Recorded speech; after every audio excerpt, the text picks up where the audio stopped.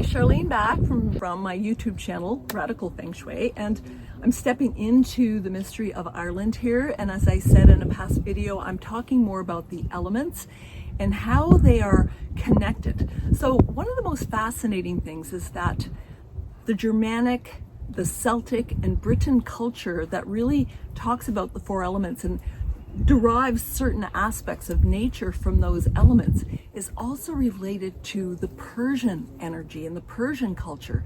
Now, the fascinating thing, when I was doing my garden Feng Shui many years ago in Austria, Master Lim pointed out how a lot of the garden energy and the beautiful gardens that transpired started in Persia, and how they started to look at gardens and cultivating flowers like the ones behind me, and that energy actually traveled, the information traveled the Silk Road many years ago, and it ended up in places like Tibet and China and Japan. So, you know, there's a relationship between Zen garden in Japan, the practice of bonsai, containing the energy in a plant. So with the Persian influence on Asian gardens, I find that really powerful, that here I am, it's Persian, and then we have all the Celtic cultures tapping in to the energy of the four elements. Now, yes, I'm talking about the elementals and how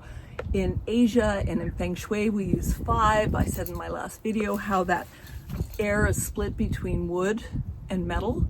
But right now I just want to talk about how each elemental has like a mystical character. Pygmy in the Latin is gnome, and the element is earth. A nymph is actually undine or undina, and it is water element. Slyphs are sylvesters. They're called wild men, but it's air energy. And salamander, which translates into the Latin version as Vulcanus, is actually fire. So it gives this mysterious and mystical aspect of how they tune into these elements and how they work on the planet, how they work in gardens.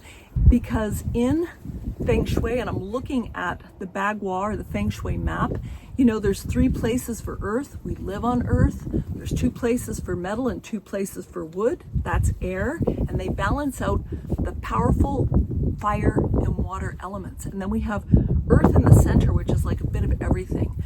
So this is how I'm learning and putting this together in this location. So it's teaching me, and I want to share this with you because I think it's kind of important no matter what your belief system is. And one thing that I'm learning, which I think is really powerful, is that the more knowledge that we have, we're losing wisdom because we're not listening. We're losing the wisdom of the knowledge of the elders in the past and these plant energies. Thanks for joining me, and please subscribe. Ciao.